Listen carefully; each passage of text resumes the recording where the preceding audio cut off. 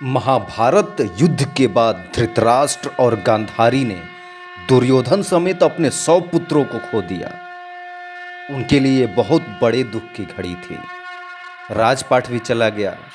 युधिष्ठिर नए राजा बने और भीम नए युवराज। इस नई स्थिति में वो खुद को उपेक्षित महसूस करने लगे। भीम तो मौके ब मौके उनका अपमान भी कर ही रहे थे। ऐसे में दोनों का जीवन कैसे बदल गया और वो युद्ध के बाद कब तक जिए, कैसे जिए, आइए जानते हैं। महाभारत का युद्ध कुरुक्षेत्र में लड़ा गया, जिसमें कौरव और पांडवों के बीच भयंकर संग्राम हुआ। युद्ध जब खत्म हुआ तो पांडव और कृष्ण उनसे मिलने गए तो दोनों दुखी भी थे और कहीं न कहीं अंदर क्रोध में भी भरे हुए। इसी वजह से जब भीम और धृतराष्ट्र के मिलने की बारी आई तो कृष्ण ने भीम के लोहे के पुतले को वहां रखवा दिया, जिसे धृतराष्ट्र ने इतनी जोर से भींचा कि वो चकनाचूर हो गया। गांधारी जब अपनी आंख पर बंधी पट्टी के निचले हिस्से से युधिष्ठिर के पैर के अंगूठे की ओर देखा तो काला पड़ गया। कृष्ण को क्रुद्ध गांधारी ने ही शाप दे दिया। गांधारी ने श्री कृष्ण को शाप दिया था कि उनका कुल भी उसी तरह नष्ट हो जाएगा जैसे कुरुकुल नष्ट हुआ। यह शाप बाद में यादव वंश के विनाश का कारण बना। हालात ऐसे थे कि धृतराष्ट्र और गांधारी कहीं जा भी नहीं सकते थे। अंदर से पांडवों के साथ रहने का उनका मन भी नहीं था। महाभारत कहती है कि दोनों ने महल छोड़कर जाने का उपक्रम तो किया, लेकिन युधिष्ठिर ने उन्हें रोक लिया, सम्मान भी दिया, उन्हें रहने के लिए महल और सेवक सेविकाएं दी। कोशिश की कि दोनों यह महसूस न करें कि उनका कोई अनादर हो रहा है। जब युधिष्ठिर का राजा के तौर पर अभिषेक हुआ तो धृतराष्ट्र को खास तौर पर उस समारोह में शामिल रखा गया। युधिष्ठिर अक्सर उनसे सलाह भी लिया करते थे, लेकिन धृतराष्ट्र और गांधारी दोनों को मालूम था कि वो अब निरापद हो चुके हैं। वह महल में रहते तो जरूर हैं, लेकिन अपने पुत्रों के शोक से कभी उबर नहीं पाए।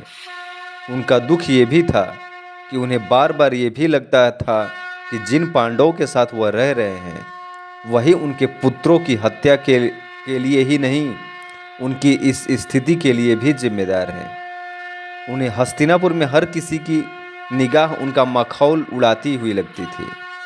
भीम तो अक्सर उन्हें चुभती हुई बातें कहते भी थे। धृतराष्ट्र तो जन्म से अंधे थे। गांधारी ने पति के प्रति समर्पण में अपनी आंखों पर पट्टी बांध रखी थी।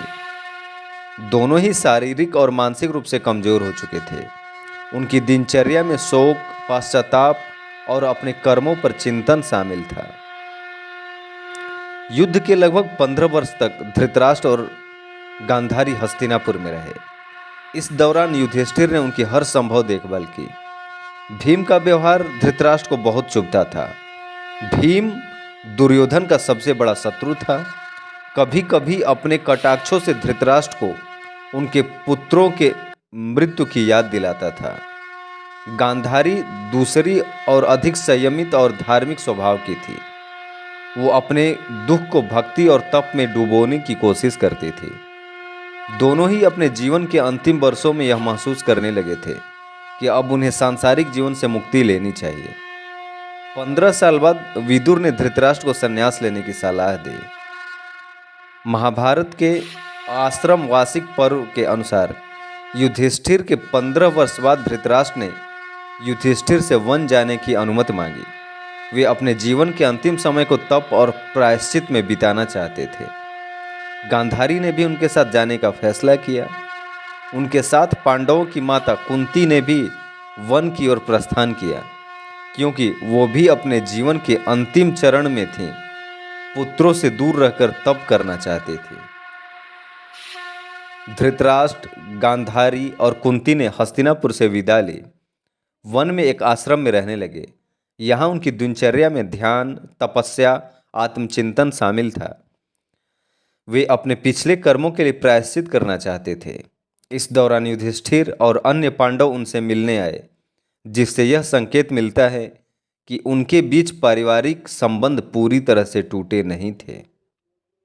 वन में रहते हुए एक दिन जंगल में आग लग गई। यह घटना महाभारत के मौसल पर्व से पहले की है। आग इतनी भयंकर थी कि धृतराष्ट्र, गांधारी और कुंती उससे बच नहीं सके।